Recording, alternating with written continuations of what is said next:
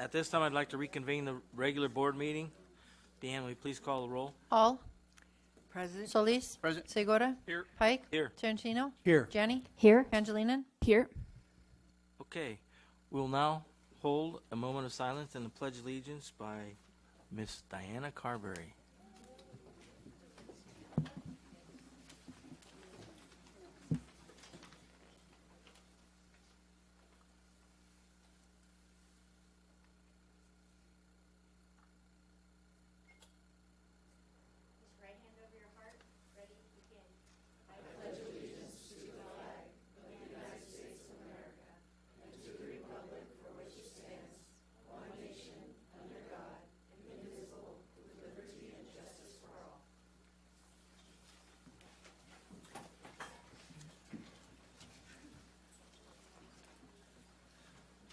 The board met in closed session preceding this meeting to discuss the following issues.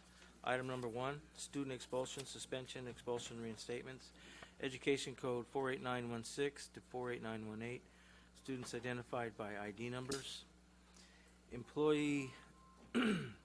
public employee evaluation, appointment transfer, Government Code Section 54957. Number 3, public employee discipline, dismissal, release, reclassification, reassignment, resignation, transfer, Government Code Section 54957. Number 4, conference with legal counsel, existing litigation, paragraph 1 of subdivision D of Government Code Section 54956.9. Number 5, conference with legal counsel, anticipated litigation, paragraph 2 of subdivision D of Government Code Section 54956.9. Number 6, conference with labor negotiator, Government Code Section 54957.6. The board took the following action. Moved by Solis, seconded by Pike, to accept the administration's hearings panel's recommendation to improve the expulsion of one student with the vote of Hall yes, Pike yes, Segura yes, Solis yes, Tarantino yes. Moved by Tarantino, seconded by Solis, to accept the administrative hearings panel to approve the expulsion of one student with the vote of Hall yes, Pike yes, Segura yes, Solis yes, Tarantino yes. Moved by Tarantino, seconded by Pike, to accept the administrative hearings panel's recommendation to approve the reinstatement of one student with the vote of Hall no, Pike yes, Segura yes, Solis yes, Tarantino yes.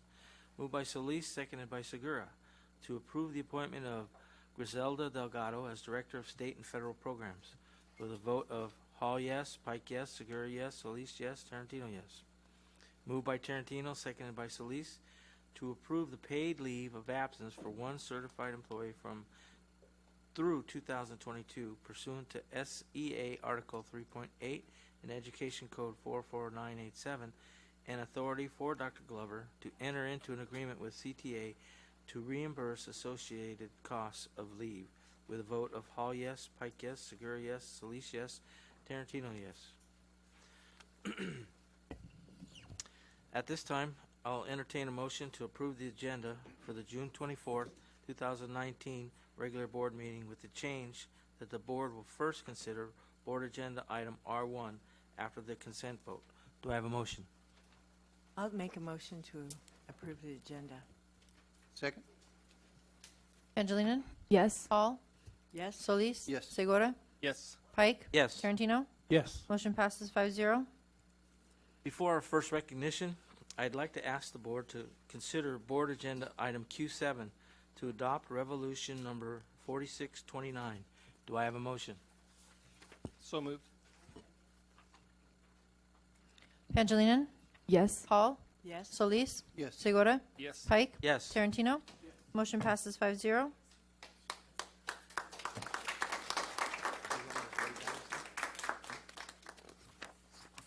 The board is pleased to recognize a former 35-year teacher in the district for his stellar career. Before he became a teacher, he served as a paratrooper during World War II, being dropped behind enemy lines on D-Day. Earlier this year, for the 75th anniversary of D-Day, he performed the same jump in the same location at the young age of 97. We are very proud of his lifelong dedication to the the betterment of the students in our district and the country through his military service. Please help me welcome and honor Staff Sergeant Tom Rice.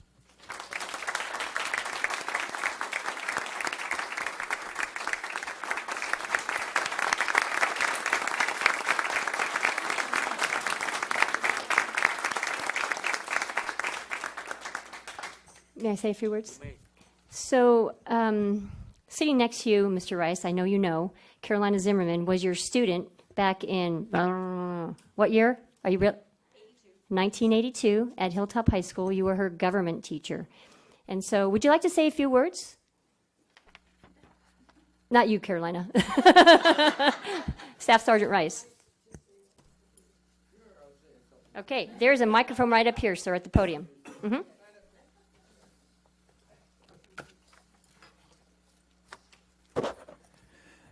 You wound my heart with melodious languor. Think that one over. You honor me as a soldier, a teacher, and an athlete. I was in 2 of your high schools for 44 years, Chula Vista High and Hilltop High. And I did some junior college work also. I'm so gracious for all of your kind thoughts and your welcome today. Thank you very much. May I shake the hands of every one of you? We're going to come down We're and gonna take a picture. Yeah, we are.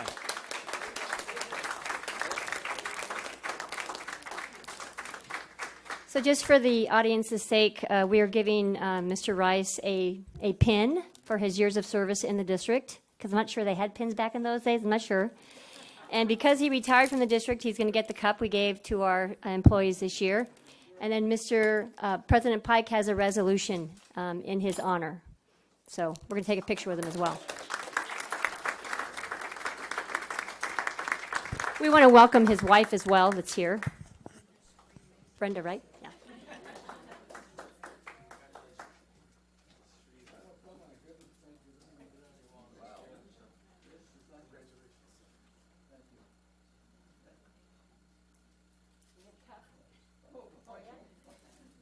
Sweetwater cup and Sweetwater pin.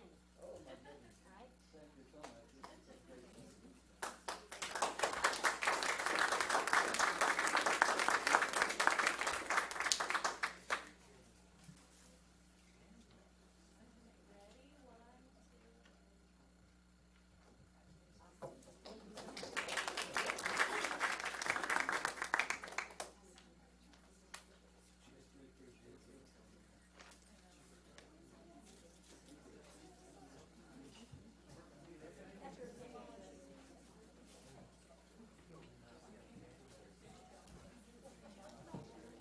I just want to thank Carolina Zimmerman, because if she had not sent me that email when he came out on the news, I would never have known. So it was just a sheer delight to do this. So thank you.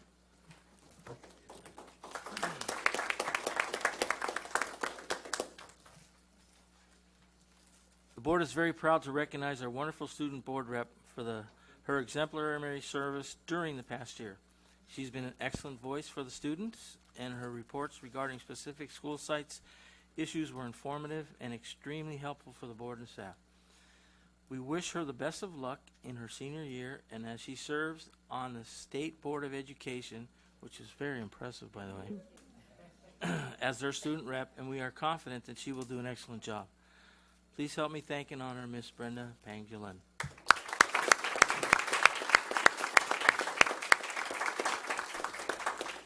Sure, go ahead. Thank you, everyone. So I just wanted to take this opportunity to thank the board and this district for giving me the opportunity to serve as the student representative this past year. You know, I'm working on a project with a couple of students across the state regarding local student board members. I won't get into details, but it has been surprising to see that this opportunity really doesn't exist in all districts. It varies within region and each specific district if the student board member position even exists. With that said, I want to say that I am extremely grateful that it exists here. I want to thank the board for supporting me, Dr. Jenny for serving as a mentor to me throughout this entire year, and to the staff and public for involving me in what goes on behind the scenes of our education. This experience has been truly enlightening and has given me a much deeper perspective about the education system I'm involved in. I can only hope to get more students involved in this district's work moving forward, and to hopefully spread some of my acquired knowledge while still striving to learn more. From meeting with the maintenance department, learning about school safety, or being involved in district evaluations, it was really interesting to see how simply questions can be answered if only you have the will to reach out. It also became clear the importance of including student voice in the district's work. Having opportunities to voice our concerns with staff members is invaluable, and I've seen firsthand the simple but extremely influential effects of involving students in important issues. I can only hope to continue to get more students involved because all it takes is a little effort to make your voice heard. I hope I have been a platform for these opinions. With my school spotlights, I really aim to bring these board meetings back to the campuses where learning is really happening and work towards representing each school equally. I have been honored to represent this diverse district filled with so many students with different backgrounds and talents. I can only hope I did this amazing student population justice. I look forward to handing off the baton to Ethan, who I know is more than ready for the year ahead. But I also look forward to staying deeply involved in this district moving forward. It has been a difficult year, but I know as a community we're strong, and with everyone working together, including students, we are going to be better than ever. I just want to finish by sharing an outlook that was recently shared with me. Everything you do or get involved in is an opportunity for you to grow. Just showing up or giving it a shot is the first step. You bounce off of other people like molecules, and each person you meet might be an influential person in the person you grow up to be. This really is what education provides. That might be a teacher, an administrator, or even a classified worker. Every day to show up at school, a meeting with a club, or a practice is a new opportunity to grow as a person or to meet someone new. This position has shown me that possibility. I urge every student to get involved in as much as possible and to meet those people that can change your life. I lastly want to thank those people who I was lucky enough to bounce off of through this process, who have been an influence in the person I'm becoming. So thank you so much.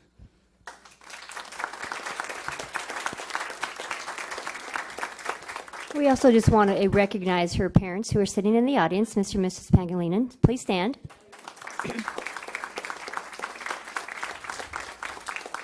We know we're proud of your daughter, but we can only imagine how you feel. And so we have a little plaque for you, and we want to take our picture with you, Yes. just with you. Oh, okay, wait, she's going to announce I can somebody also, else. yes, I also would like to introduce Ethan Collier, who is, if you raised your hand, he is going to be our next student board member next year. Ethan is already involved in a lot of what this district does, restorative justice. He even presented to the board regarding teen court, and he's very driven and very ready to take on every new challenge. One thing that he said that was really interesting when we met up was if he sees a challenge, he can't stop until it's solved. So I really know that moving into this next year, we're in good hands, and his drive will definitely take us far. We want to introduce his mother, too, Mrs. Collier. Please stand.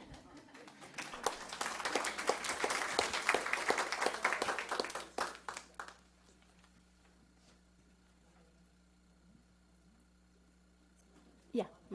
Yeah. We also have the runner-up for the position, Milana Rodriguez. So please stand.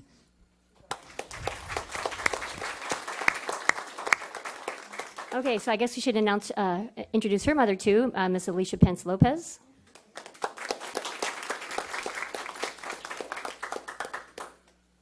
Okay, so now we get to take a picture. This picture's just about you this time, Brenna. Too dangerous on this one.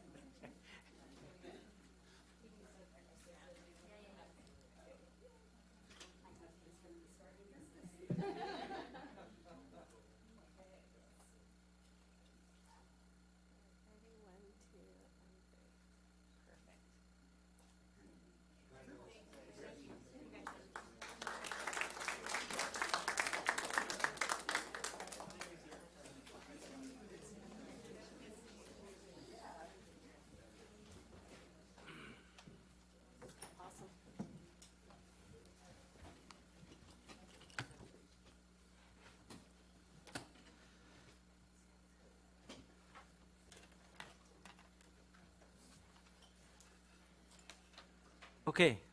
The board is very pleased to recognize the outgoing Sweetwater Education Association president for his service to the district. He has served in the district for over 14 years as a teacher and has been the leader of SEA for the past 2.5 years. We thank him for his dedication, leadership, and collaborative spirit to work with the district on behalf of his members. Let us thank and recognize Mr. Gene Chavira for his service as SEA president.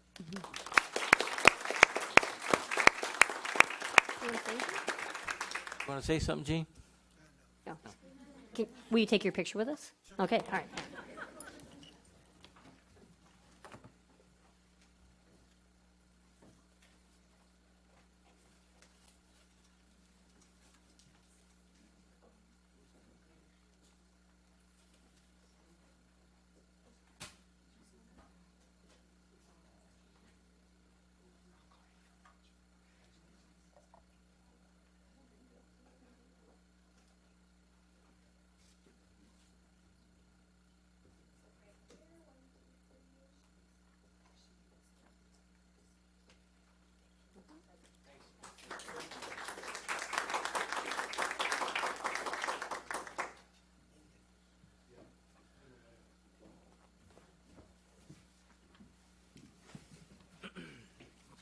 Can we give everybody an opportunity?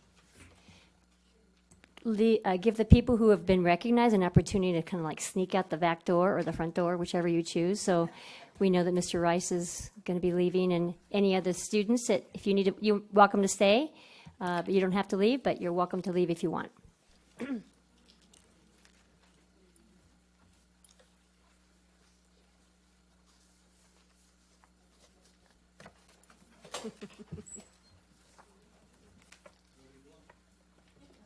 Any way you want. No, unless you want to stay. Thank you for coming.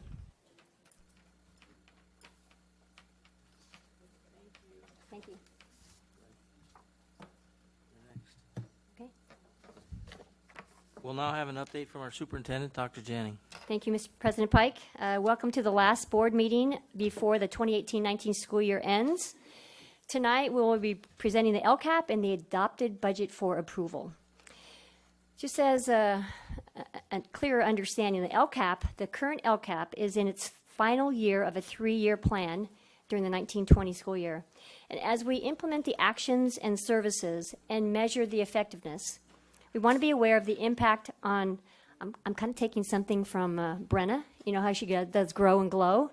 I'm going to talk about the impact on student learning and yearning as we progress or move into this coming year.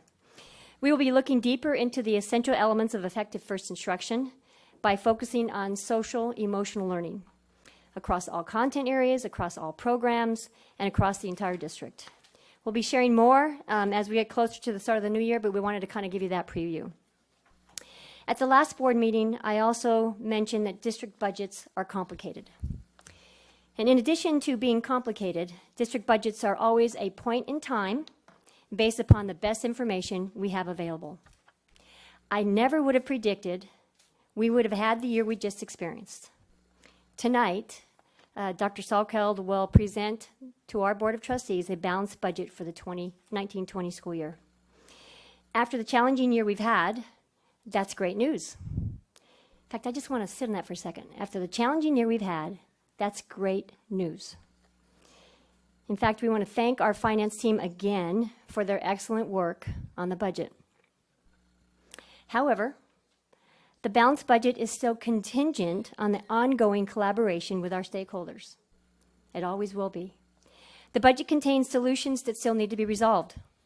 And our practice around budget decisions has always been to hold conversations with all stakeholders as we arrive at final decisions. That practice will not change going forward.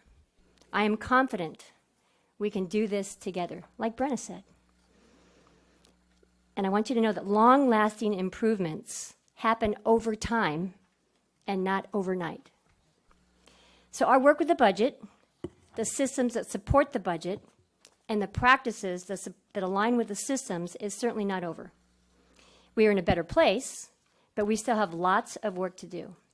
With that said, our work with SDCOE, the San Diego County Office of Education, is not over either, even with a balanced budget. The county office will continue to have oversight with Sweetwater's finances. Some of you may know that back in February, SDCOE decided to revoke our fiscal accountability. So what does that mean? Well, it means that all of our vendor warrants, instead of being paid directly from our district office, will be issued by SDCOE starting July 1st, 2019.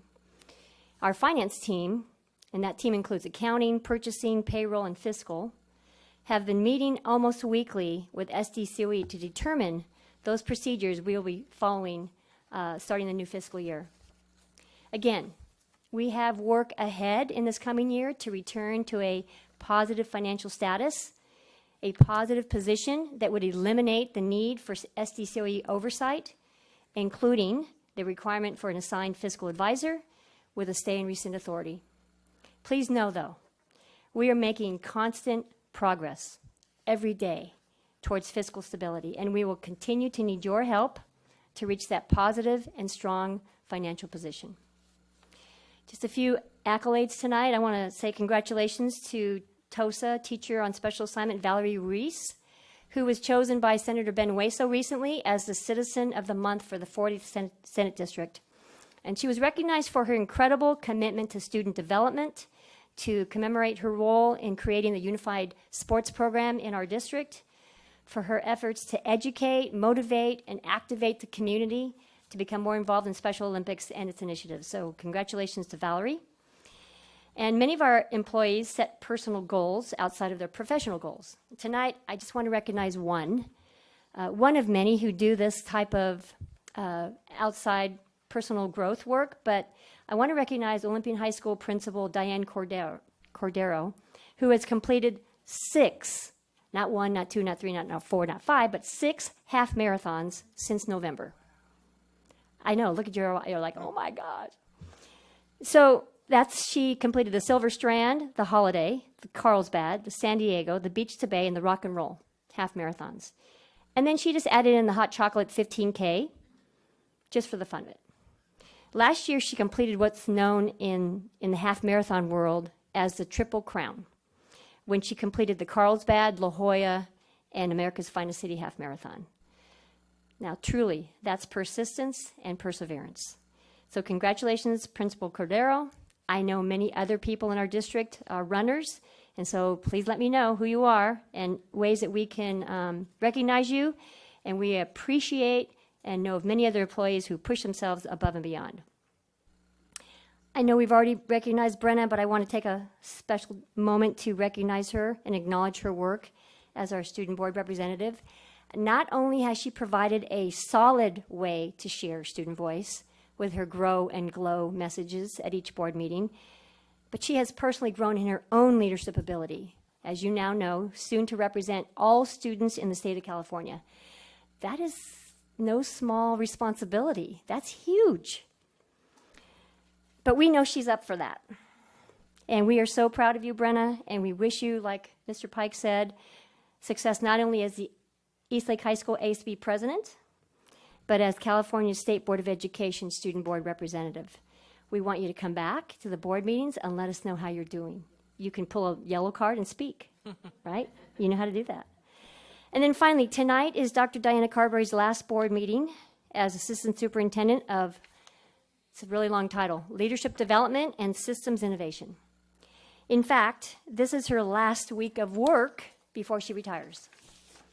And we are grateful for the work she has accomplished over the past 4 years to establish a leadership tracking system, for creating a system for leadership succession, and for reestablishing a highly successful and state-recognized teacher induction program, as well as a Tier 2 administrative services credential program.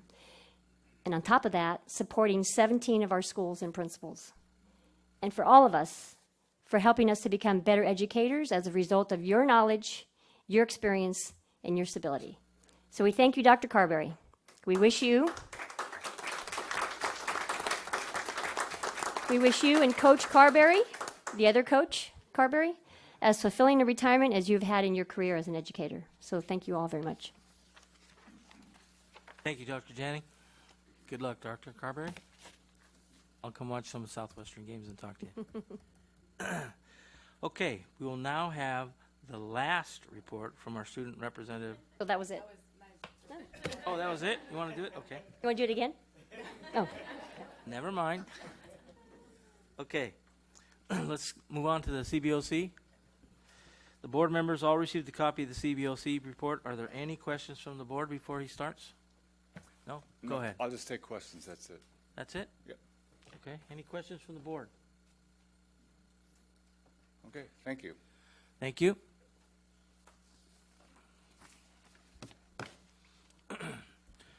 Okay, this is the point of the agenda where members of the public may address the board on any matter not on the agenda and have 3 minutes each to do so. The Board of Trustees cannot legally take action on or respond to matters not posted on public agenda, but will refer the matter to the superintendent's office for review and report. Thank you for your cooperation. Ulysses Rodriguez.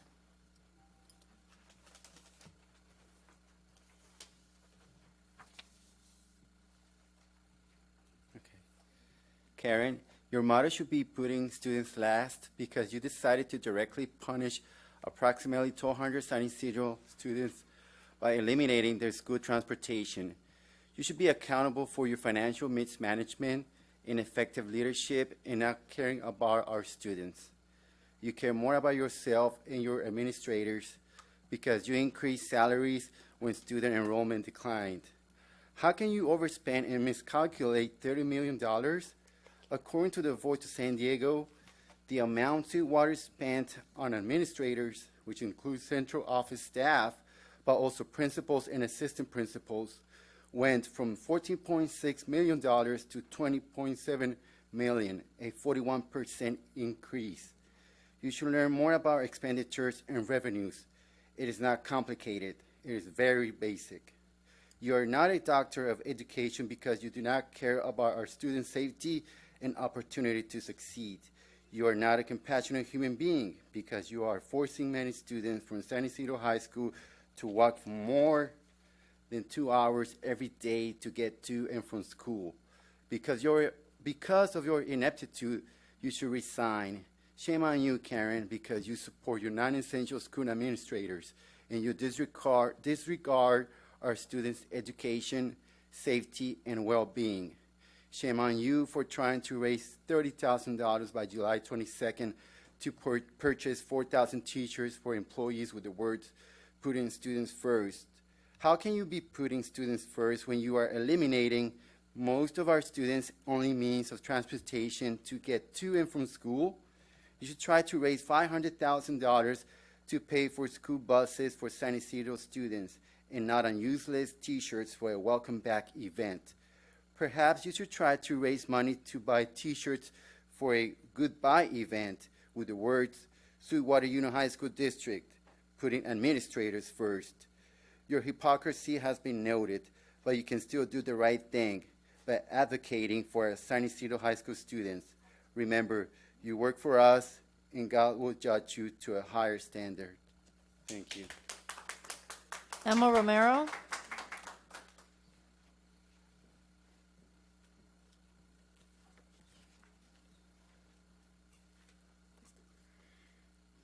Y seguimos con los salarios. ¿Por qué? Porque son de los contribuyentes, es dinero de los contribuyentes y de los estudiantes. And we continue speaking about salaries because it's the taxpayers' money and it's the students' money. Karen Janey, usted obtuvo $288,661.28 en 2017, según datos de Transparent California del 2017. ¿Cómo es posible? Okay. Dr. Jennings, you earned over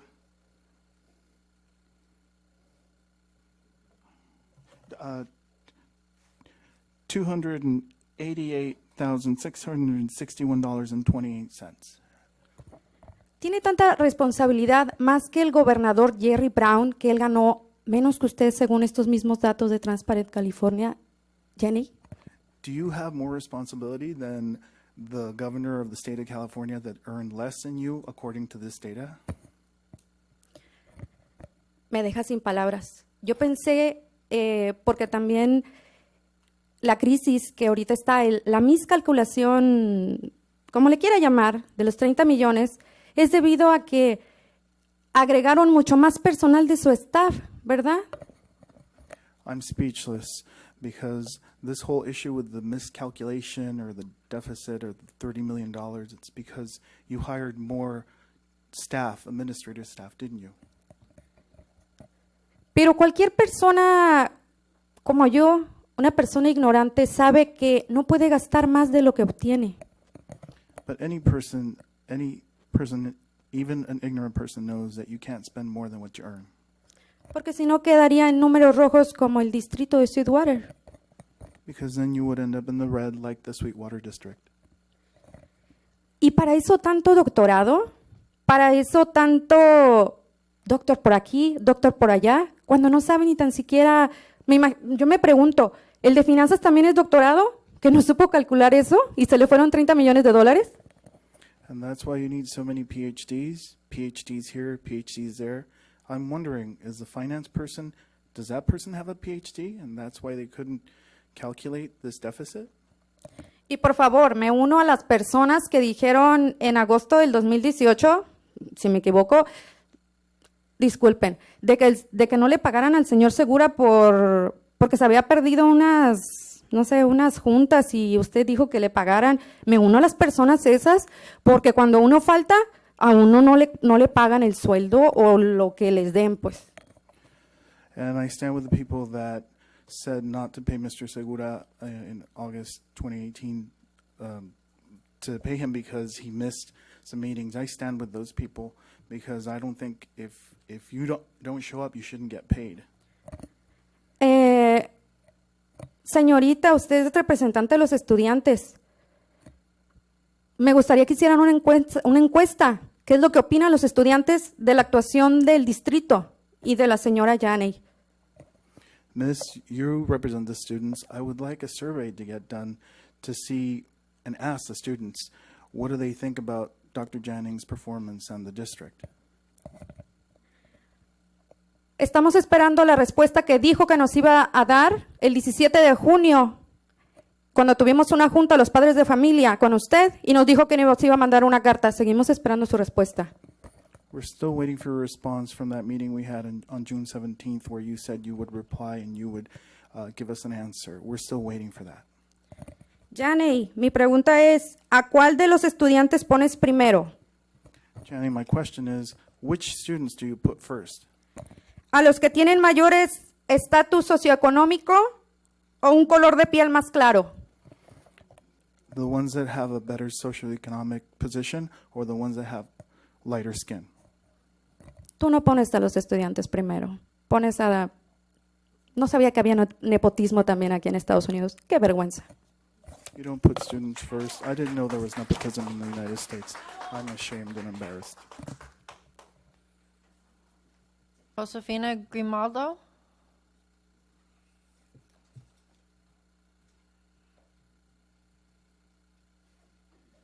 Buenas tardes. Mi nombre es Josefina y vengo porque también soy una mamá preocupada. Good afternoon. My name is Josefina and I'm Grimaldo, and I'm also a concerned mother. Yo no tengo hijos en high school, pero tengo muchos nietos y tienen que caminar 2 horas para llegar a esa escuela.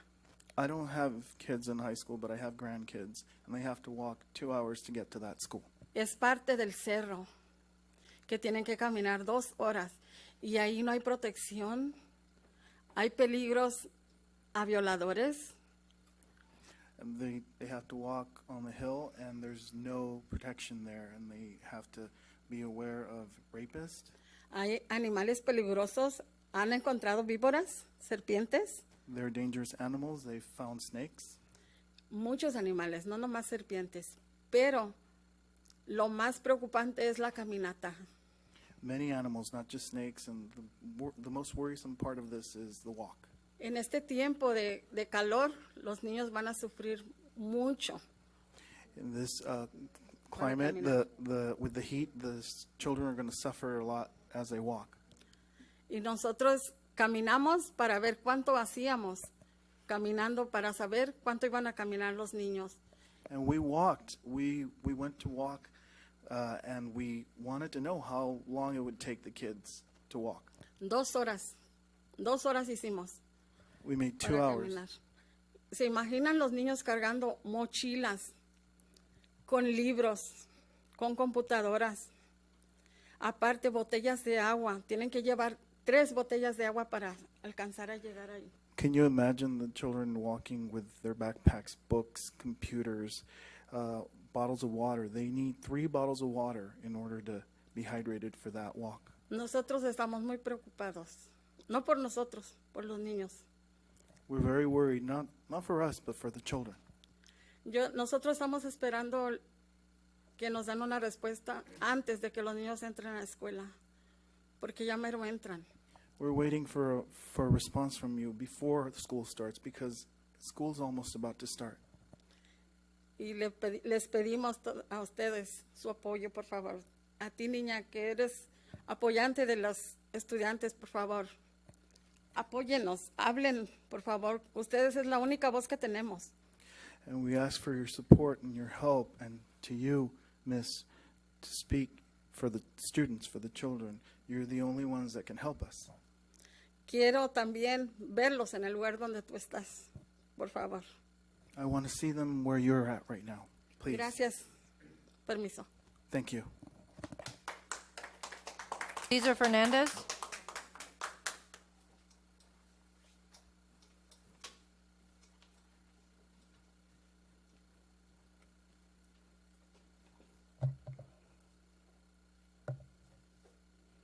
Good evening, President Pike, board members, Dr. Janney, and members of the public. I'm Cesar Fernandez, and I am the Vice President-elect for Sweetwater Education Association. As I reflect back on this school year and look towards the next, I can say with a large degree of certainty that SEA members still seek trust, transparency, and accountability from the district. I can say a large degree of certainty because we had more members participate in our election process than ever before.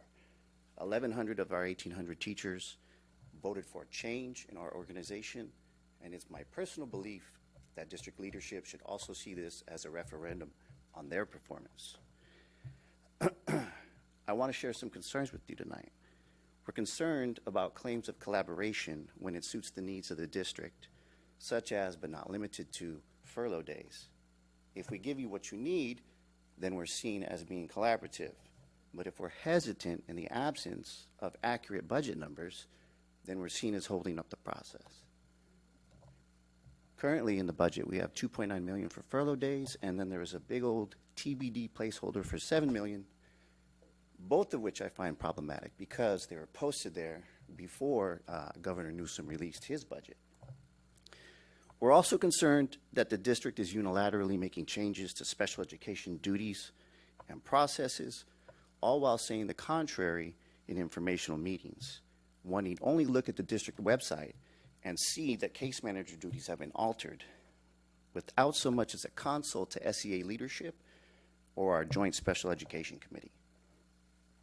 While attending a sparsely advertised LRE meeting, we immediately had concerns that the district's percentages for inclusion were questionable, and we also found it odd that there were parents in the crowd that were not from our district.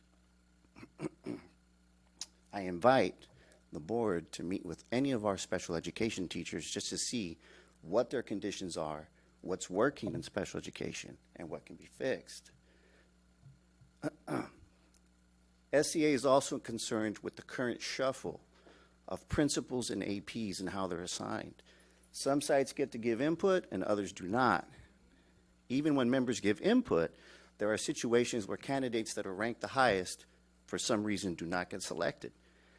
I can appreciate that at least one board member questions this process and is at times the dissenting vote.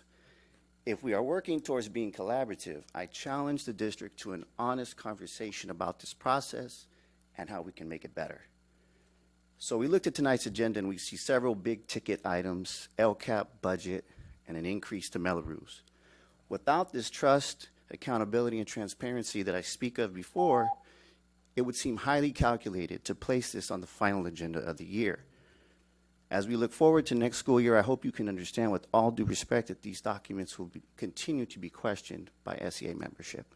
Thank you for listening, and good evening. Thank you. Thank you. Maria Luisa Avilla.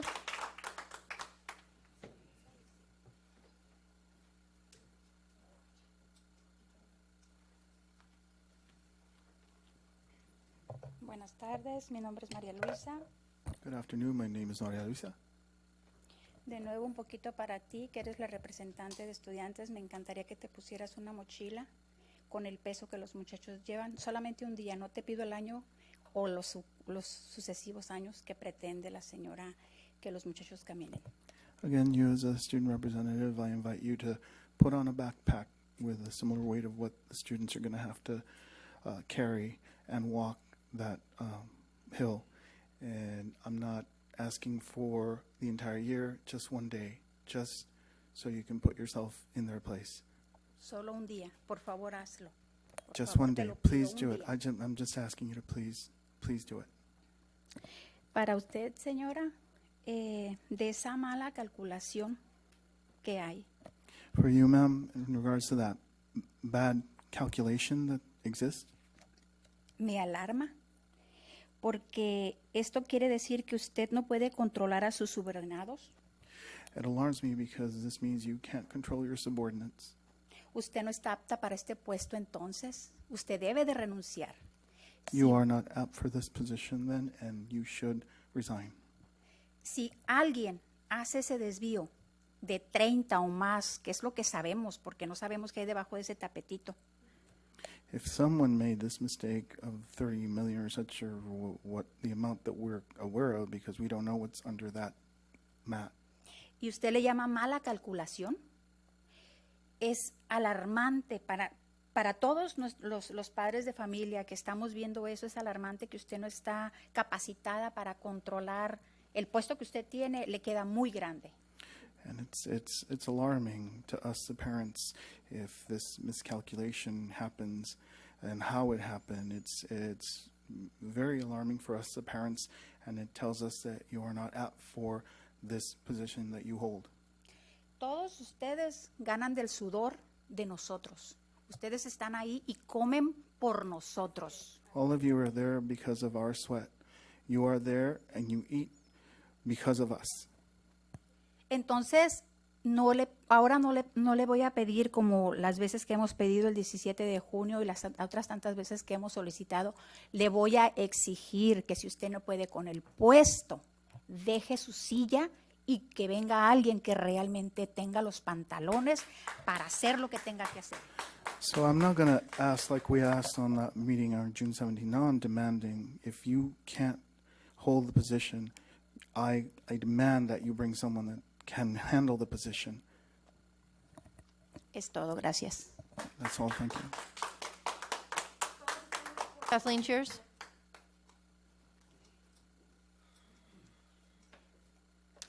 Bear with me here. One of my father's mandates back when I was growing up was we had to watch the news as a family. It was mandatory. Mr. Tarantino, you're the only one that remember this. Huntley Brinkley. We would watch it back in the day. Vietnam War was all over the news. Cameras were on the battlefield.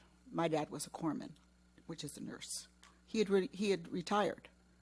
but after watching the news, he re-enlisted. He used to have a job on Saturdays, so when he went overseas, my mom got a job on Saturdays. And back in the day again, good old days, she would send me to the commissary with a blank check with my best friend's mother and a list of groceries. There were 4 of us kids, and we each got a treat every month.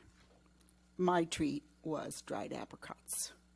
Well, my brothers were big guys. We all know how big guys, even little guys, eat when they're young, a lot. So when my youngest brother came to me and said, can I taste that? Mrs. Cheers, you know how smart she is, said, oh, sure, let me go get you one of my dried chicken hearts. Dried chicken hearts? Oh, no, that's okay, Kathy. I don't want that. To this day, in conversation, when I say to my siblings, trust me, their response, I'm 69 years old. My youngest brother is 63. Like the dried chicken hearts? Bonita Vista and Hilltop High School students, parents, and taxpayers were promised a field 11 years ago. I've been involved with this district like this for 11 years. Hilltop received theirs. Bonita Vista High, now being told their field is on back burner. In its place, a $20 million aquatic center at Mar Vista High. Now, I'm not saying Mar Vista High is not deserving. We all know it's one of the oldest schools in this district. But how does a project go from $5 or $6 million to $20 million with $1 million from the state is beyond comprehension.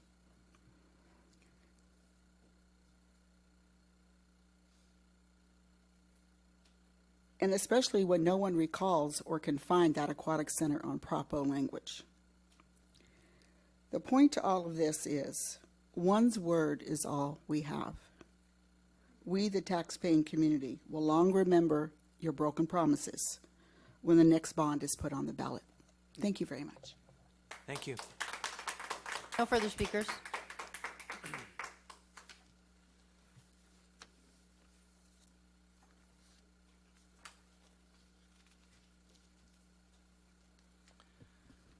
Okay, next we'll have the formation and approval of consent agenda.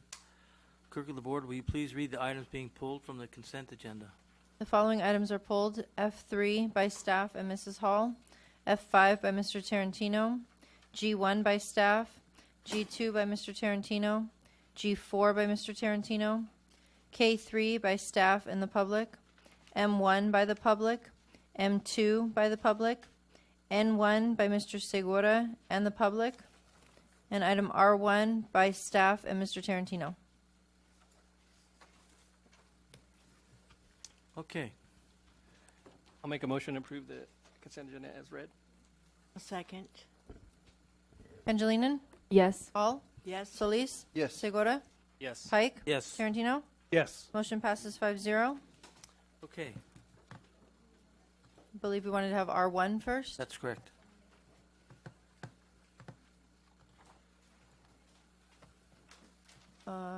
Dr. Salkeld?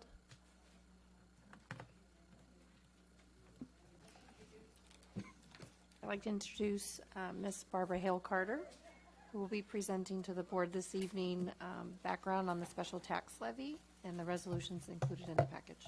Thank you, Dr. Scanlon. Good evening. Good evening, President, board members, superintendent, staff. Again, my name is Barbara Hale Carter. I act as a special tax consultant and administrator for the district. Most of the data used in this analysis to determine the status of funding of a CFD's obligation has been provided by staff. Some has previously been provided to the board, such as fund balances and facilities projects. The purpose of the analysis is to link this information together, along with a development status update for each CFD, to compute the facilities impacts or CFD obligations and funding status by CFD. I've assisted staff for about the past 5 years in doing this. Each time we come forward, I need to realize that you only hear this once a year. If you have any questions, please stop me, especially for clarity, because I don't want to compound any confusion that I may have given.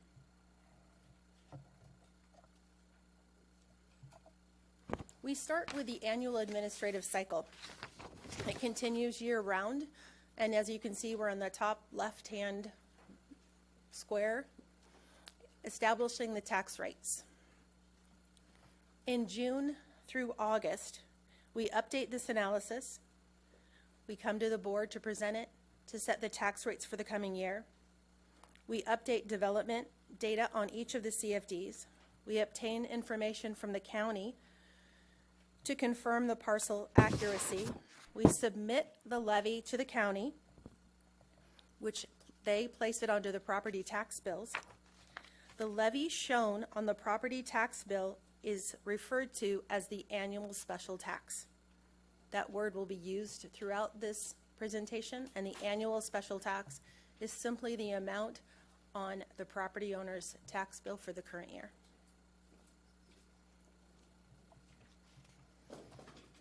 We begin the overview looking at formation when the CFD special taxes are established. Each CFD has its own rate and method of apportionment, known or as the acronym RMA, which establishes the initial special tax for developed property.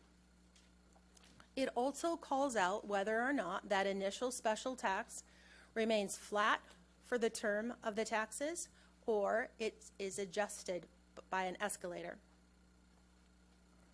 The maximum tax rate for all the CFDs in this district were established to include an annual adjustment of a positive 2% on developed property. If we take a second to look at the analysis shown on the right side of this slide, I've taken the 2019 school costs provided by staff, and I've calculated the amount that would be required from one dwelling unit to fund the new facilities obligation only from that dwelling unit. We would need to collect $40,614 to build the facilities to house the students projected to be developed or projected to be brought from that one dwelling unit. And these are all averages. I have to use an average. And you can see that I've assumed a 14% cost of issuance. I've assumed interest rates. I've assumed an administrative charge. And if we take a second to look across just the top line, it's easiest if I just stay with one of the term years. I'm going to stay with a 25-year term. If we formed a CFD today and allowed for a 2% adjustment to the special taxes, the initial rate required would be $2,411 a year. Increasing those tax rates at the 2%, an average tax rate for the entire 25-year period would be $3,090. If we formed the very same CFD and we did not allow an adjustment to occur, we would need to set the tax rate at $2,930. By allowing the annual adjustment, we allow the CFD to be formed with an initial tax rate of about $520 less for the original year. I want to point out that these numbers weren't anything close to what we were able to negotiate. None of our CFDs pay for full funding of new obligation.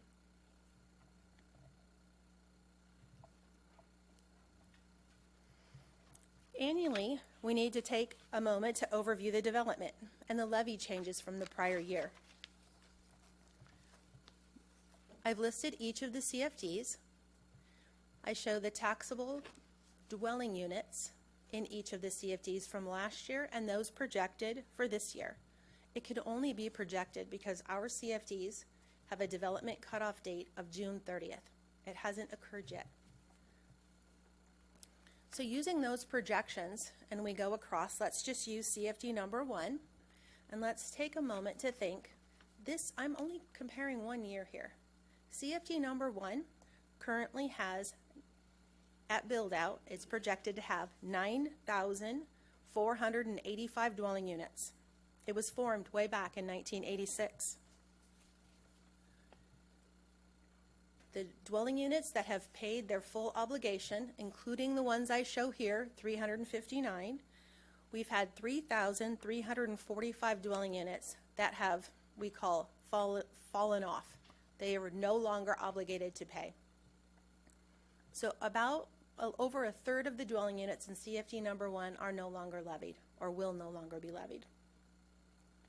CFD number 2 shows as zeros. It was 423 dwelling units. It was formed in 1987. CFD 3, don't worry, I'm only doing 3 of them. CFD number 3, it build out is projected to have 3,914. It was formed in 88. Including the units here that we show that have ended their term of the tax, we have about 60% that have already finished their ability to be levied. They finished the term of the tax as written in the RMA. And if I just jump to the bottom for a comparison, we can see that CFD 20 now has 800 dwelling units permitted, and that CFD at build out is projected to have 1,325. I want you to keep in mind that I'm giving you the best information I have. I happen to know that in both CFD 4 and 9, there are 2 properties that have a general plan land use that don't allow development. And I know developers are in that city right now trying to get them to develop. So if I come back next year and the numbers slightly change, I'll have to denote it. But this is the best information I know. Let's walk through the methodology. For new construction obligation, we evaluate that obligation and the funding in seats. How is that done? We take the dwelling units times a student generation rate. A student generation rate is recalculated for this district about every 2 years. It's a lengthy process. It's basically looking at the dwelling units and looking at the number of students by address and matching them up so we can get a student generation rate for the homes within the CFDs. That provides me with a number of students projected to come from those homes. And how do we look at funding? We look at funding for new construction through principal paid from debt service, and we also look at PAYGO. I don't know if you remember years ago, we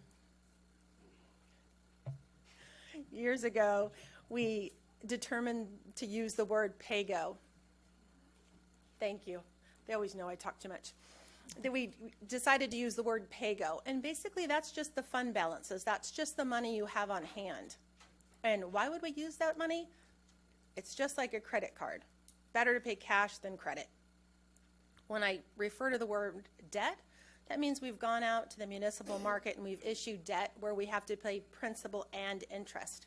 I only calculate the principal paid because interest rates can vary, and when the principal's paid off, I know those seats / that school has been funded.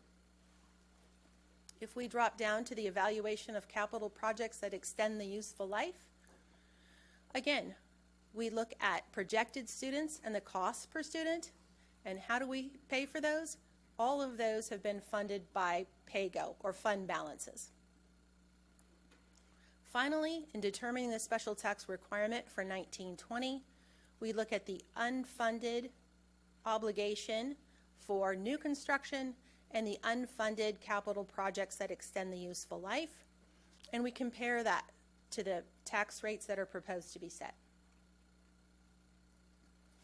You can tell I'm not that talented. I must not have ever been a waitress. I have a drink. I have a clicker. Sorry. So basically through this presentation, I'll give you an example of a CFD or an example of a school, and then we'll look at all the CFDs. This is the example of the new construction obligation determined in seats for CFD number 4. We look at 3 different types of housing because each different type of housing results in a different student generation rate. We look at the dwelling units at build out because we have to plan for all of the property being developed.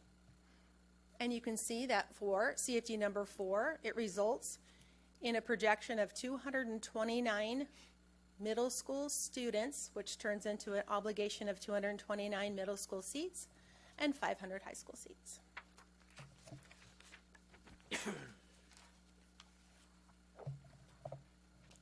Here is an example of using debt proceeds and pay-go to pay for new construction. And our example is Eastlake High School. We have paid off through debt $23.8 million. We've used pay-go money or fund balances of about $4.5 million. And to date, we have paid off 97% of the school, which equates to 2,270 seats. And we have an outstanding of 69 seats. Or it's all from debt proceeds of the $859,000. I want to note the footnotes on this slide because it's important to remind everyone that the debt is paid off per the board-approved cost allocation plan, which allocates the payments based on the levy of the taxes. The debt proceeds that have been paid off, I've included debt proceeds and any interest earnings, so those CFDs are getting credit for any interest we're earning on that money as well. Now we're going to take a moment to look at all the CFDs together, and we can see in total the CFDs have a projected middle school requirement of 4,204 students and a projected high school enrollment of 9,779. Next, two columns show the amount that's been funded for middle school and high school. Final columns show simply the math of the unfunded seats. We've taken those seats, we've multiplied them by a cost to provide those seats to come up with an unfunded seat obligation by CFD.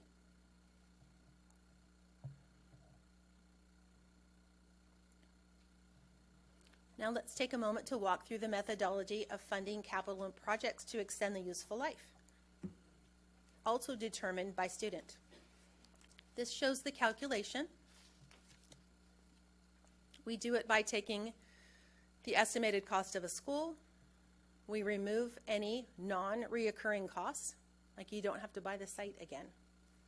You don't have to grade again. You don't have to do utilities. All those are removed. And we get a net cost, and we used a state factor for modernization, which is equal to 50%. It provides us, when we divide by the design capacity, a cost per student. Again, we use CFD number 4. We've taken the projected students shown on the prior slide, and we multiply it by a cost per student to extend the useful life, and we have determined an obligation for CFD number 4 in total of $28.8 million for projects that would be used to extend the useful life. To date, this CFD has funded $906,000, and it shows the remaining obligation. Again, this was done for every CFD. It shows the same middle and high school students. It shows the capital projects that extend the useful life obligation, and it shows the obligation per dwelling unit.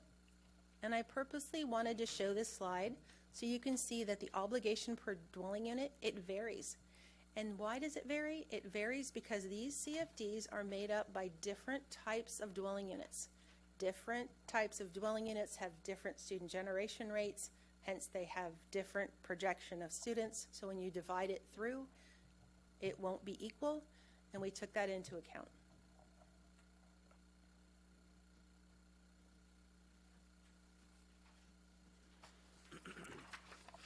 This slide does the math of showing the obligation less the funding that has occurred and the remaining obligation by CFD.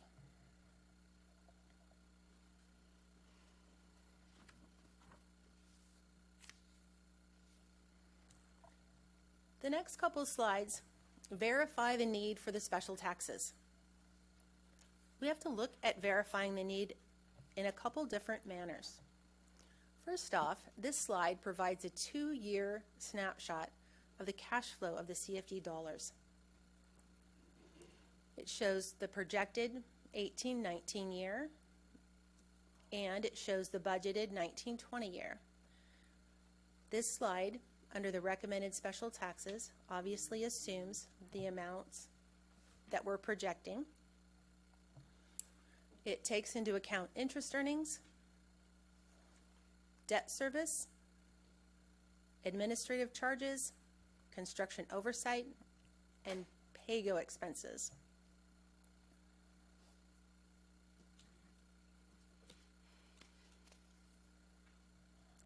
We took that information and extrapolated it so it's actually done by every CFD. This slide simply just adds the unfunded seed obligation and the unfunded capital projects that extend the useful life obligation, and adds them together to show by CFD the outstanding obligation as of June 30, 2020.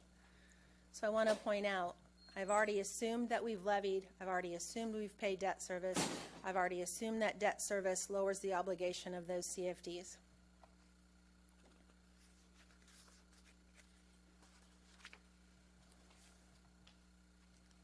Taking only the new construction obligation and the obligation for outstanding projects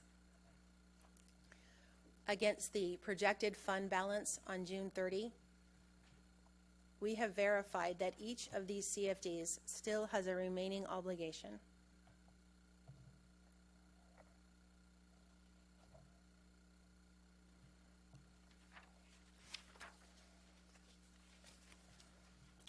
This is a look back at the development statistics and the obligation status. The second column is the remaining term of the special taxes. We all know CFD number 2 is complete and we're no longer levying. The CFDs that I've provided a year, that means that the final dwelling unit projected for that CFD has received a building permit, so I can mathematically tell you that, for example, CFD number 4 has 9 remaining years. The ones that say unknown, it's not fully developed, so I'm unable to tell you the final term. CFDs number 1 through 15 have a 25-year term. CFDs 16 and 17 have a 30-year term. CFD 18 has a 25-year term, and I'll explain why in a moment. And CFDs 19 and 20 have a 35-year term.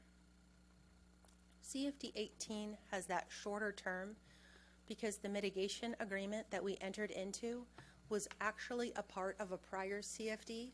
We just formed half the CFD up front.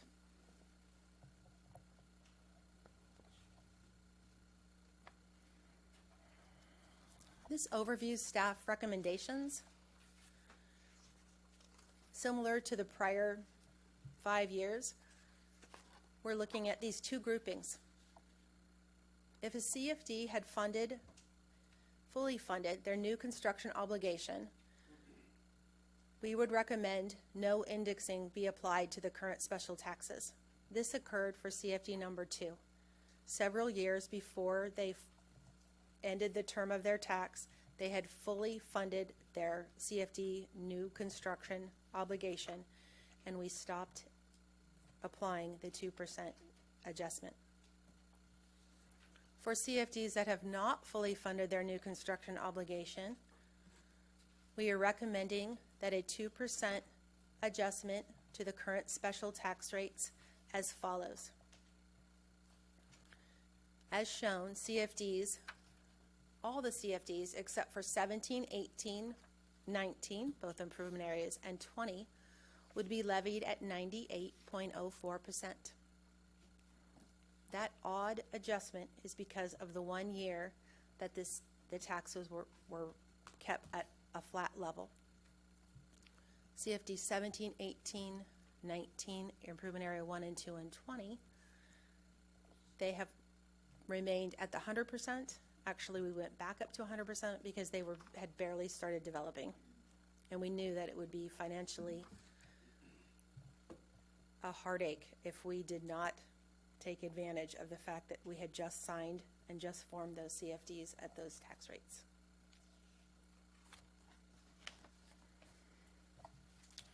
Setting the annual special tax rate by resolution. First part is just a reminder that the County of San Diego requires that I have a resolution. The deadline is this year is August 9th for us to submit those charges. The bottom bullets remind us of what the resolution does. It establishes the maximum tax rate for properties in which the first or initial fiscal year of taxation is 1920, and for existing developed properties which were levied in a previous year. I know it becomes convoluted and it's really hard to understand, so let me take a moment. When the CFD is formed and a tax rate is set, the tax rate increases by the greater of an index or 2% until developed. Once a property is developed, it can only be adjusted by 2%. The tax rate tables that are attached to the resolution try very hard to outline this. If we had attempted to provide every rate for every year, when we go back, at least for CFD number 1, we're looking at 30 years, it would be impossible for us to do that. Those are available online, and in fact, on the district's website, if you click on the CFD link, you can put in your APN number or your property address and get your APN number if you don't have it. It will tell you the current year levy. It will tell you the term of the tax. It will tell you your CFD. It will provide reference information on the RMA. If you want a notice of disclosure, if you have any questions, it provides my firm's phone number. So we've gone above and beyond to try to educate anyone that's looking at a home, anyone that owns a home.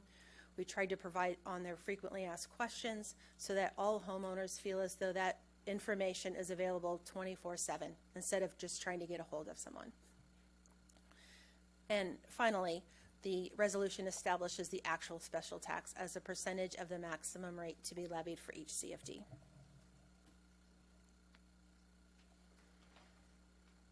I know it's long, and I know it's a lot of math, and I'd appreciate any questions that you may have.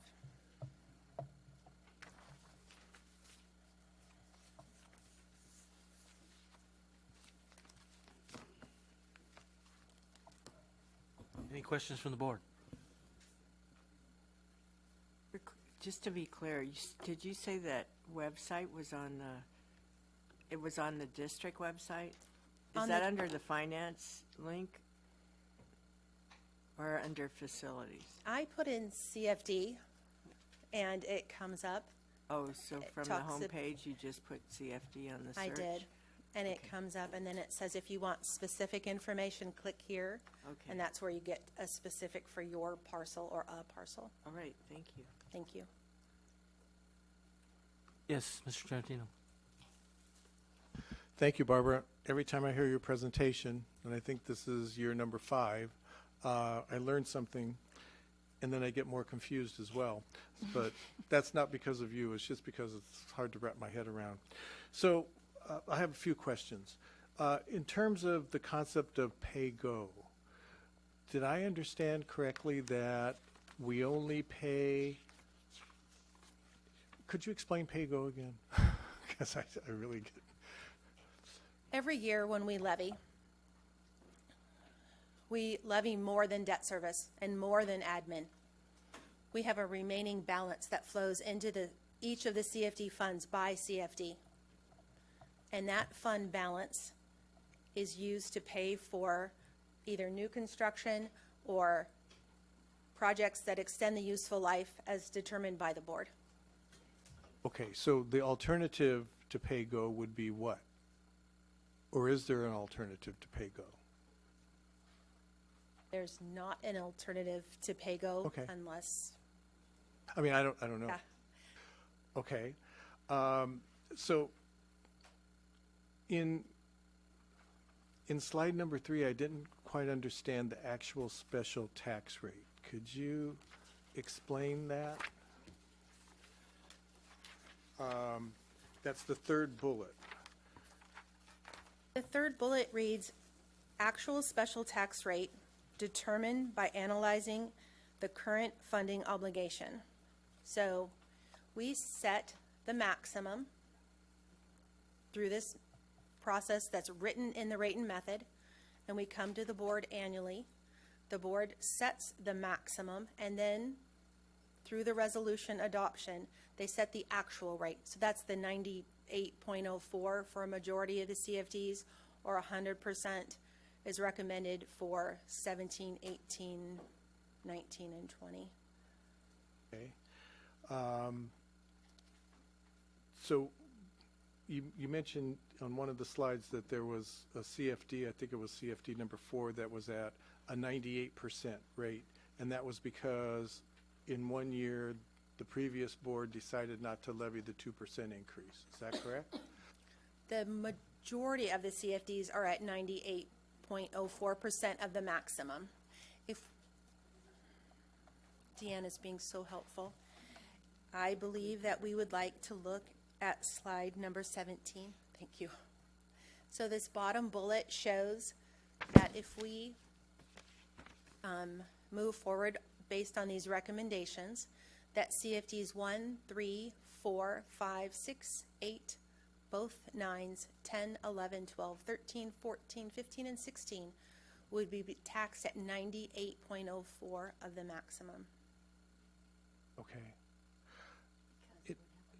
Because of the board did not, the previous board did not take action to increase the escalator by 2%, correct?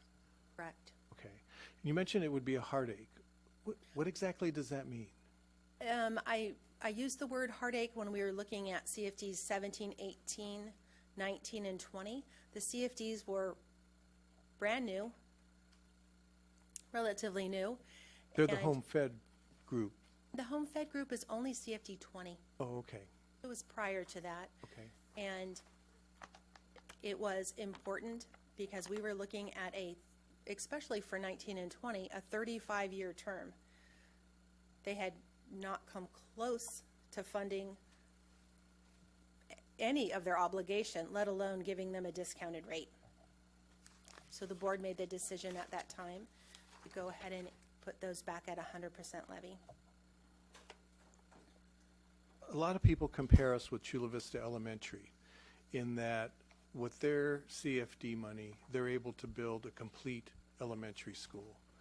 And the criticism for us is, why can't we build a middle school? Why can't we build a high school with the amount of money that we're collecting?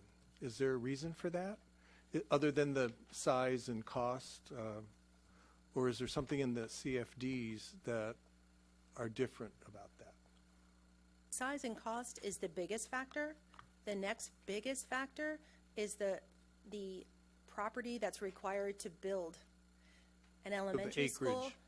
The last elementary school site, they actually are... 12 acres? It's supposed to be 12 acres. The last one, I believe they took CFD 20. It's a high impact site or something. It's only 8. Oh. It's small. Oh. Okay, and the average middle school site is 26, and average 55. high school is 52 to 55?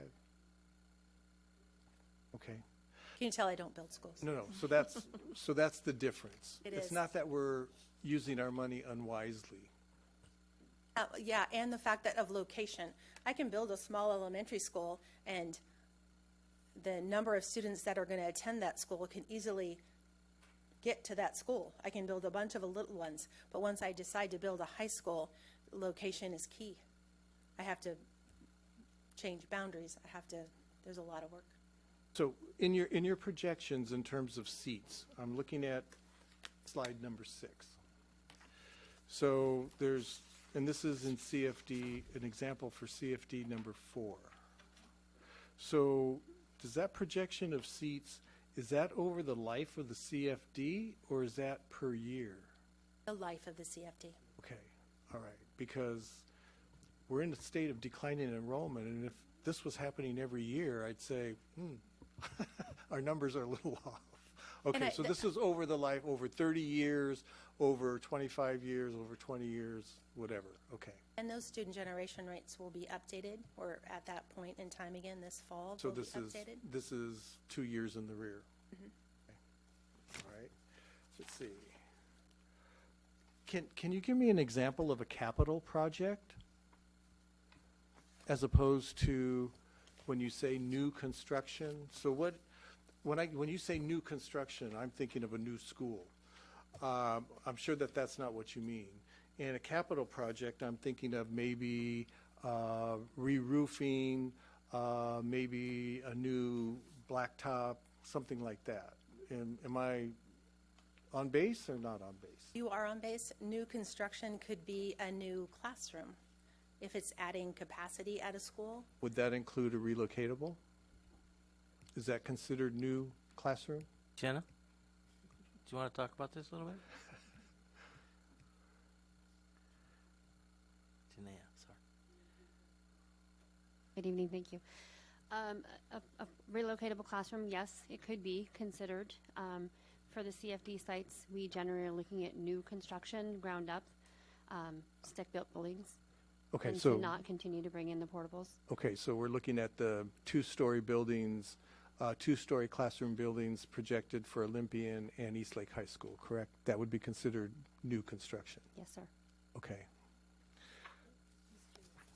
Tarantino, in this handout right here, it lists some of the capital projects by CFD. It actually lists them as capital projects. Okay, all right. Thank you.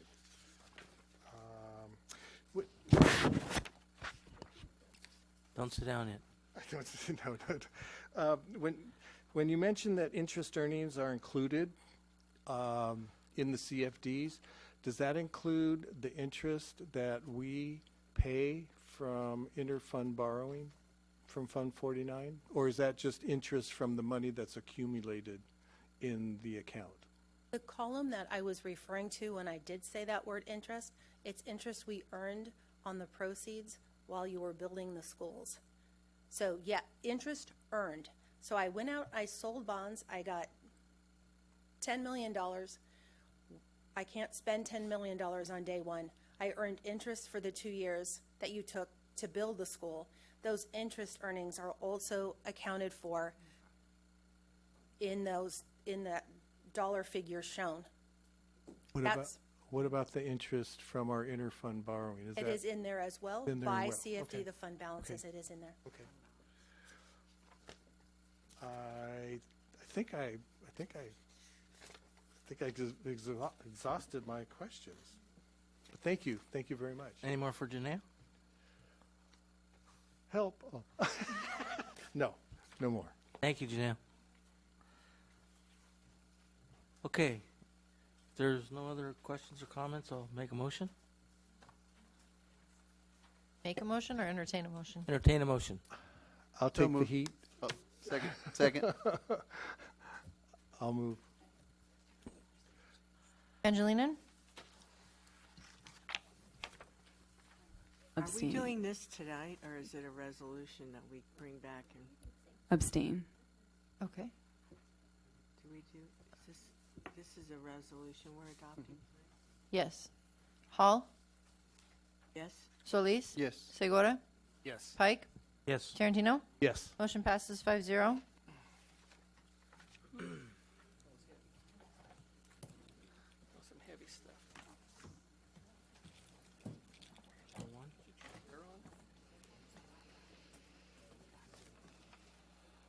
Turn the air on. Thank you. Ready for F3? Okay, let's do F3. Start with Ms. Hall.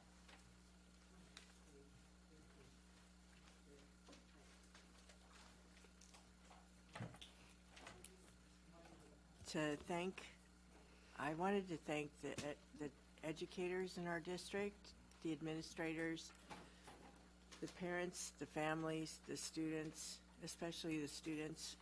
This has been a difficult year, and I want to thank them for keeping their focus on learning and educating and doing, the work of the district. And I know that our staff is doing the right thing. We appreciate all that they've done. As a district, we still have audits that are being done and an inquiry, at least the SEC inquiry as well. And until those things are completed, we still have to keep focused and keep going. And I'm sure those audits will give us the information everybody's been clamoring for and deserves. But this is a call to action to continue to do the things to support each other going forward. In a time of adversity, we all need to work together and make sure that the district stays on a target, because we will move this district forward. We will resolve the deficit. I do have confidence in the ability to make that happen. I've seen a lot of, in my own career, I've worked for a district that faced deficits multiple times and has come through it more than once. And I know we can too. So just keep the focus and know that you are all appreciated. And we want to thank you, each and every one. Thank you. Thank you. Mr. Solis. Mr. Segura. Nothing. Okay, as you heard Dr. Jannings say earlier tonight, we're receiving a balanced budget for our consideration. Getting to this point was not easy, and we, like everyone else, are aware of the work that remains to be done. As trustees, we know that a lot of sacrifices have been made. More importantly, we are aware of the incredible amount of collaboration that's taken place. When we began this journey as a board, we knew that there were challenges that we would face. We hope that tonight is another step forward towards solving some of those challenges. As a board, we are honored to continue working with the entire community in our efforts and look forward to additional positive steps for the Sweetwater Union High School District. Thanks for listening. Mr. Tarantino. I had something under F3, but I could do it at the end of the meeting. This is F3. Oh, this is F3. Oh, okay. I'm sorry. That's okay. Mr. I had a brain blip. That was a long CD thing. Don't worry about it. I'm still recovering from the CFD presentation. I got a correspondence from, I'm sure that you all remember, Miguel Aldrete. And he has just finished his freshman year at San Diego State. And he has completed his next book. And it is called Change the World, Finding Your Passion and Use It to Help Others. And basically what he's going to do is he's going to chronicle some useful tips that students can use in high school as well as in college in terms of finding their passion and their career goals. So I thought I would pass that along to everyone. Congratulations, Dr. Carberry, on your retirement. I want to thank you for coming back for round 2. You've definitely created a legacy for yourself in terms of the programs that you've created, in terms of the mentoring of our assistant principals, our new teachers, the induction program, counselors, all of that. And so I want to thank you for that. And I wish you well in your retirement. And before you leave, you have to name another mentor for me in terms of athletics, because you've been my athletic mentor in helping me understand and navigate the intricacies of being a coach. And so you have, 3 days, 4 days? Okay. Thank you, Brenna. 2 or 3. Oh, maybe 2. You're taking vacation days. Mentors. Oh, yeah. I could use as many as you have. Brenna, I want to thank you for all that you've done this year. I think you came in and you had a vision, and you've definitely capitalized on it in more than enough ways. You're, again, like everyone's mentioned, your glows and, what are they? Grows and glows. Okay, it was an interesting way of putting a non-judgmental title on something that, was very courageous to do. So I want to thank you for that. I wish you all the best. And my hope is that in 2044, you should be about, 25, 26? If I'm still around, I'd love to vote for you for some kind of office, whether it be on a local level, a school board, or city council, whatever. Okay? Wish you all the best. And lastly, I'd like to thank our labor partners who will be joining us tomorrow for the Summer Institute for the California Labor Management Institute. I think that this is an important endeavor that we've embarked on, and that I'm glad that everybody is still on board, and we're moving forward with that. That's all I have, President Pike. Thank you. Okay, let's move on to F5.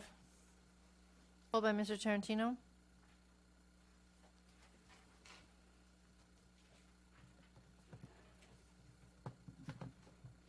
Yes, President Pike, I had a question about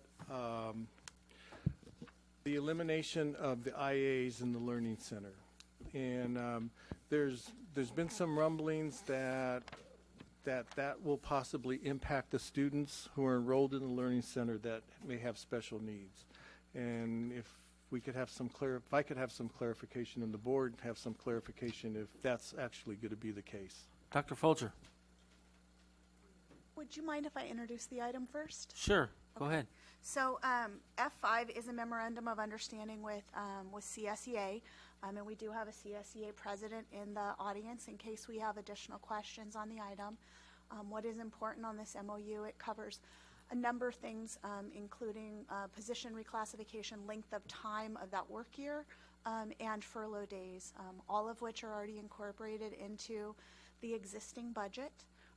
As part of the furlough day conversation, we have submitted documentation, AB 1200 documentation to the County Office of Education, and they did many weeks ago, raised a question to us because we've been working with them on this for over a month.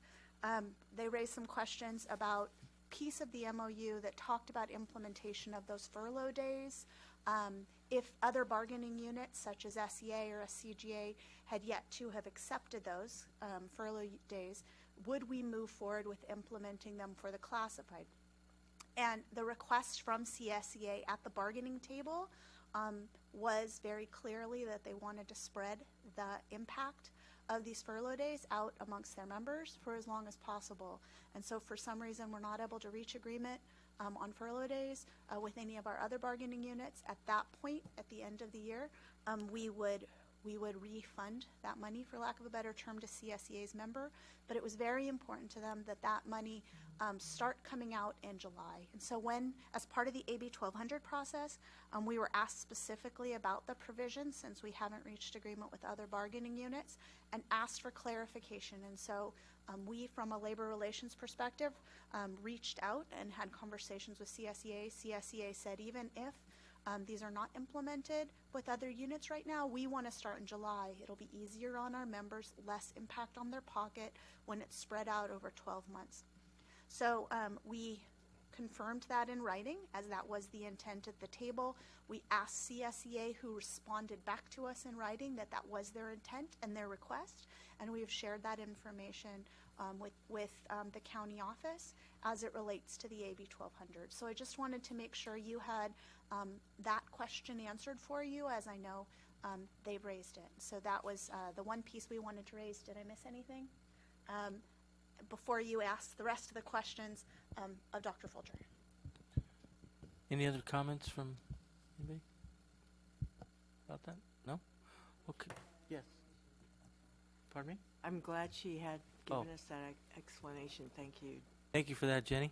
Dr. Folger, do you remember what Mr. Tarantino asked you? I know you were listening to CDs too, so I was.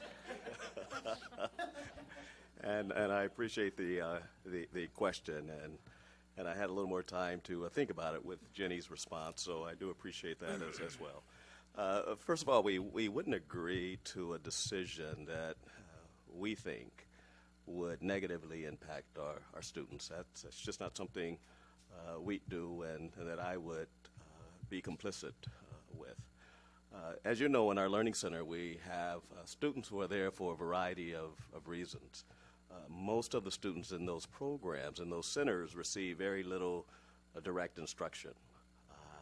And typically, placement is reserved for those students who can work on their own, independently, if you will.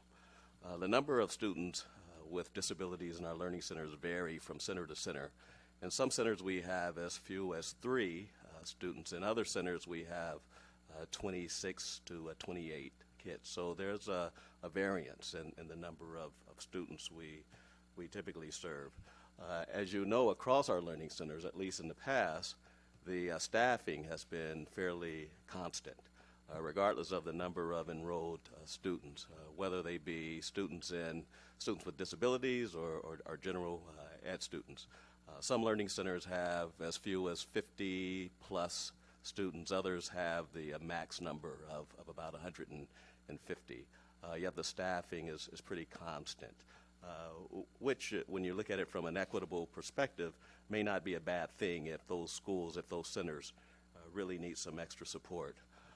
We also know that the structure and format of our learning centers hasn't changed much in a long time. Our kids' needs have changed. So we're in the process right now of having conversations about the services we offer and provide. For instance, the curriculum hasn't really changed a lot, and we really haven't done a great job of supporting our kids with disabilities. Many of the students are getting packets, and we think we can do more and better for those students. So I, again, appreciate Jenny weighing in, because I'm probably saying more than what you wanted to hear, but I don't think at this point there's a negative impact on our students. And with the conversations going on, we may, as a team, develop a program that looks completely different than it does now in terms of the curriculum, in terms of the supports, which may include utilizing tutors or IAs or something in a different way or capacity. Thank you. That was excellent. Thank you. Dr. Janney. Did you mention that there are special education teachers in the Learning Center? I didn't mention it, but there are. So every learning center is staffed by 3 teachers. One of those teachers is a special ed teacher. There's also other staff that support the students in those programs. But yes, there is one special ed teacher in every learning center. Any other questions from the board? Otherwise, I'll entertain a motion for F5. I'll make that motion and thank Mr. Tarantino for that question and for your answer, Dr. Fulcher. Second. Angelina? Yes. Yes. Solis? Yes. Segura? Yes. Pike? Yes. Tarantino? Yes. Motion passes 5-0. G1.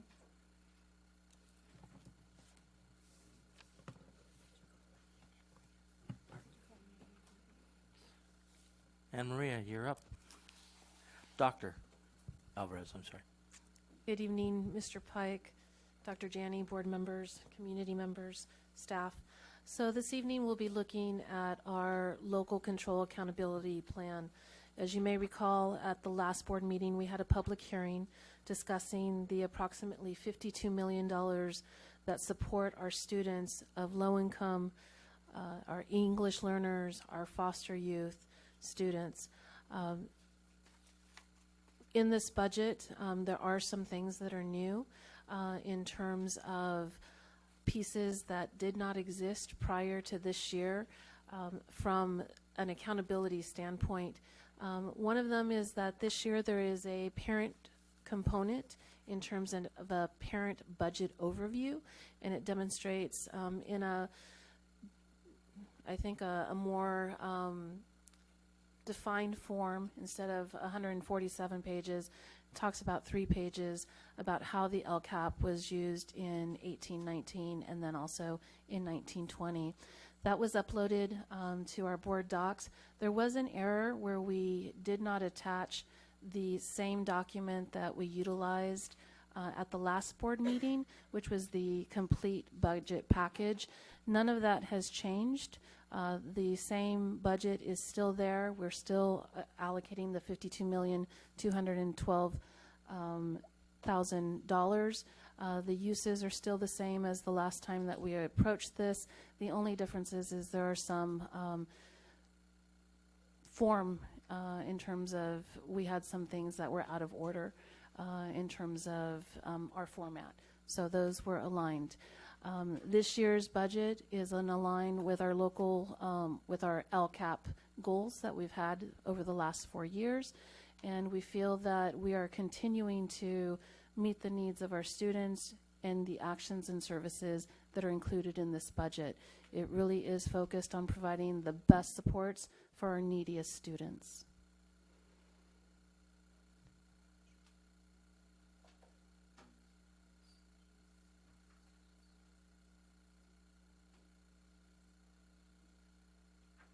Thank you.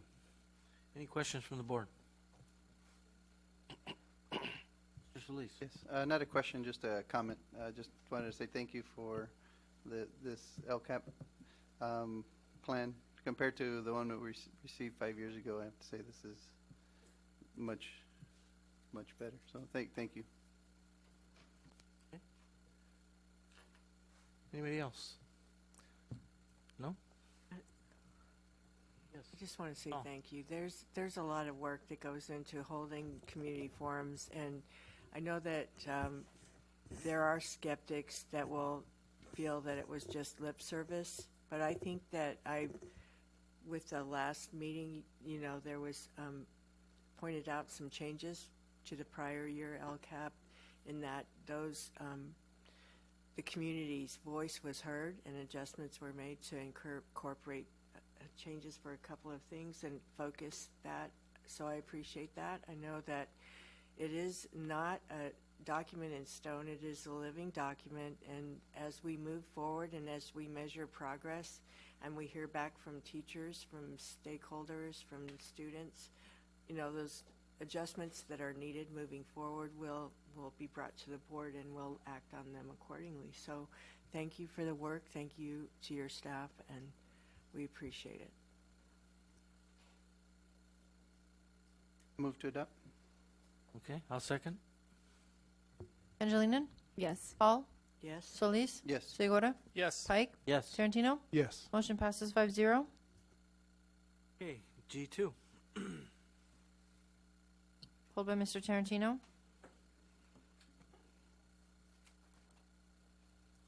Yes. Again, since we're talking about a lot of work, thanks to everyone who helped put this consolidated application together. I just had a question in terms of what happens to the unspent funds, and I'll give you some examples. On page 7 of the actual application, there's about $55,000 that was not used in the homeless, foster youth and homeless program. On page 8 in Title II, there was also there was about, let's see, where is it? I don't know. But anyway, there's throughout the app, there's a bunch of money that's left over, and I guess my question is that money able to be carried over, or does it go back somewhere? Can we use it? What happens to it? Dr. Alvarez. That's a great question. So for all Title I and Title II funding, those monies can be carried over. There are some that you listed as specific funding that currently in this year was towards English learners or homeless foster youth. It wouldn't go directly to them. It would be put in the general pot, and then we could allocate it. General pot of restricted money. Of restricted monies, Okay. right. All right. So it would go back into the Title I or Title II funding. Okay, that was my question. Thank you very much. That's all, President Pike. Okay. Any other questions or concerns? Maybe we could have a memo that kind of described why those balances were left over in a Friday update, because it's sometimes what happens is, and you can correct me if I'm wrong, plans are made and then maybe there's a gap in whether or not you could fill the person, like there's a specific position designated to support, for instance, homeless or foster youth, and they can't hire, there's no applicant that is eligible or meets the qualifications, so that, say, for instance, that's left vacant. Those are sometimes what occurs. And there's also overlap in how long these monies last. As of a certain point in time, they may not be spent, but by the end of the term of that funding from the federal government, they'll be expended. Okay. If there's no questions or concerns, I'll entertain a motion. Move to approve. I'll second. Pangilinan? Yes. Hall? Yes. Solis? Yes. Segura? Yes. Pike? Yes. Tarantino? Yes. Motion passes 5-0. Okay. G4. Pulled by Mr. Tarantino. I withdraw my pull. Okay. I'll make a motion for approval. Second. Okay. Pangilinan? Yes. Hall? Solis? Yes. Segura? Yes. Pike? Yes. Tarantino? Yes. Motion passes 5-0. K3.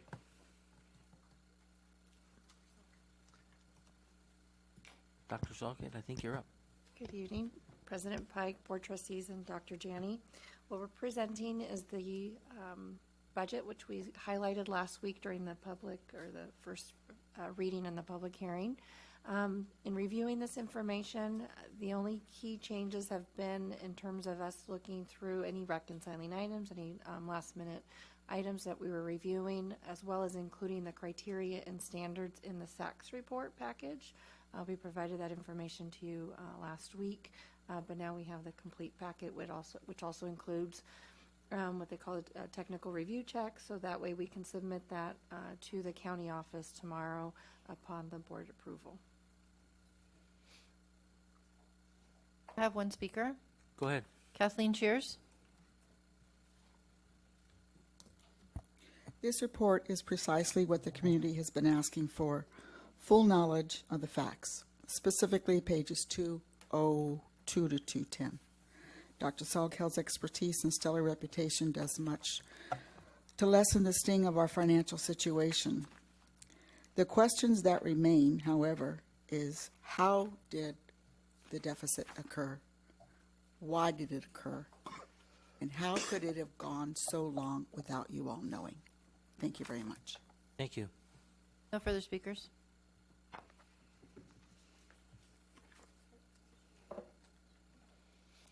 If there's no more comments or questions from the board, I'll entertain a motion.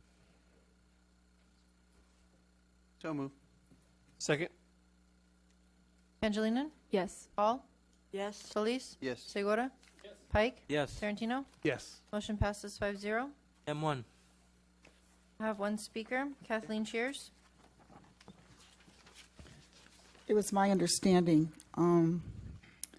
it was a community's understanding, that the EMS controls for all school sites had been approved, completed, and paid for prior to Dr. Aguirre.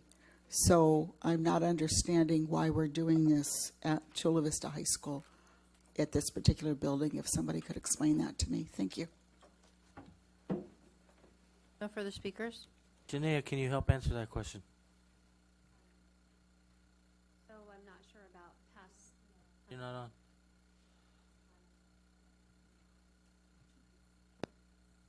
How about now? Can you all hear me? Yes. Yes. All right. Hello? There we go. Okay. So I don't know the history on the EMS that's being referred to historically. I'm wondering, my question would be if it's associated actually to the solar panels that are in place or not. We do not currently, district-wide, have energy management control systems in place for maintenance to remotely monitor HVAC units remotely throughout the district. We have them in sporadic locations. And as we have brought on the HVAC project that was completed 2 years ago, and under Prop 39, they're going to start moving through and replacing more units throughout. So providing them the tools and the resources is essential for the EMS. I can certainly look back into what was asked about this evening, just to make sure we're all having the same conversation and the same understanding with language moving forward. Okay. Thank you, Janelle. Mr. Segura, did you have a? So yeah, I just give some input on that. So I used to do that for a living. So a lot of energy management systems for air conditioning systems, whether they're standalone or whatever, or they're integrated with the district system. They're old, so sometimes they're, as you probably know, that they're pneumatic in nature, and then you convert them to a digital format so that you use less power, and they're more efficient, and it's just an overall upgrade on a system, so that saves you money, and you can turn them off, and make sure, or see if there's something's going bad. It's just an upgrade, and that's definitely something that the Title 39 would pay for, and it's something that's highly recommended for all our schools, all our facilities. That would save us a tremendous amount of money. It's quite an investment, but save us a tremendous amount of money in energy usage and maintenance as well. You could wire these sensors so that they would detect on either side of a filter if the filter's out of compliance or is dirty, so that you could pull it out, put a new one in, and there's all kinds of system or detection systems you could put in place. But it's a really good idea to try to upgrade all our facilities to that level. So I'm pretty sure that's what it is. Can I just say one more thing? Go ahead. And just for everyone's knowledge, just to remind everyone, the 11th project of the K-12 Public Schools and Community Colleges Facility Authority is really none other than the County Office of Education. So the County Office of Education is our partner in this project, and one would hope, with everything else that's going on, that they would be totally making sure that this is a upstanding and needed project. So they are actually working side by side in collaboration with maintenance in the determination of identifying the order and the school sites to buildings to the units that they're going to be supporting. Thank you, Janelle. Any other comments or questions? If not, I'll entertain a motion. Make a motion to approve. Second. Pangilinan? Yes. Hall? Yes. Solis? Yes. Segura? Yes. Pike? Yes. Tarantino? Yes. Motion passes 5-0. M2. I have one speaker, Kathleen Shears. If you look at the attachment from Nino and Moore, it speaks of the renovation activities in the boys' locker room and the new gym, subjective buildings. So I hate to bring up a sore subject, but Bonita Vista High School, this gym was paid for with BB money. It was part of the grand jury investigation. So I'm not understanding why we're renovating a building that is basically brand new, or the lockers. Additionally, Mr. Segura, thank you for your explanation. I don't know anything about electricity. I was confused with, you remember when a certain person before Dr. Geary was here? I don't want to mention his name, but we paid for lock boxes on top of, over all of our thermostats, and they had a spy squad and all of that. So I was confusing that with this. So thank you very much. No further speakers. Okay. Any other questions or concerns? If not, I'll entertain a motion. So moved. Second. Pangilinan? Yes. Hall? Yes. Solis? Yes. Segura? Yes. Pike? Yes. Tarantino? Yes. Passes 5-0. N1. I have one speaker, Kathleen Shears. So I have a question on, apologize, on page 39 of the purchase order listing detail. I noticed that the Montgomery Adult School, they're getting a bunch of new furniture. And I'm just wondering, is this because they're getting a new principal? The second thing is, on page 7, I looked at this for a long time. Can someone explain to me why we're paying for Donkey Kong, Nintendo, Mario Kart and Deluxe, Super Smash Brothers, and Super Smash Brothers? Because that's a lot of money that we're paying for those games. Can someone explain that to me, please? Thank you. No further speakers?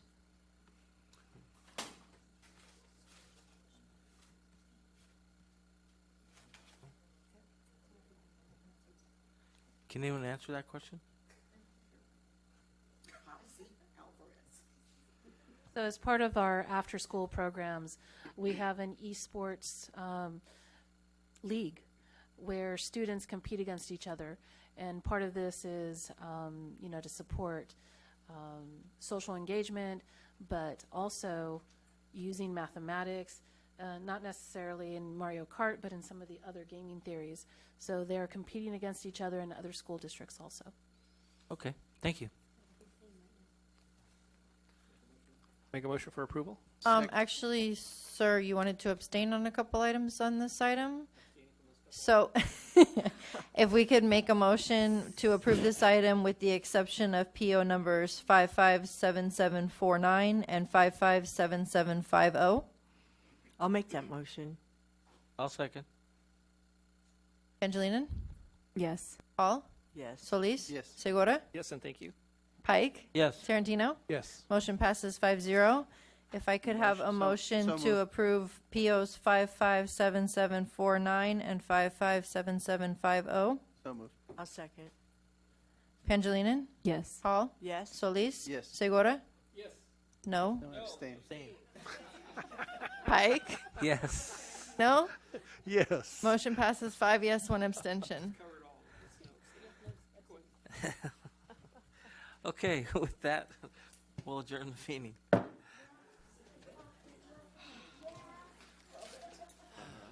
It's early enough. And you who? Oh.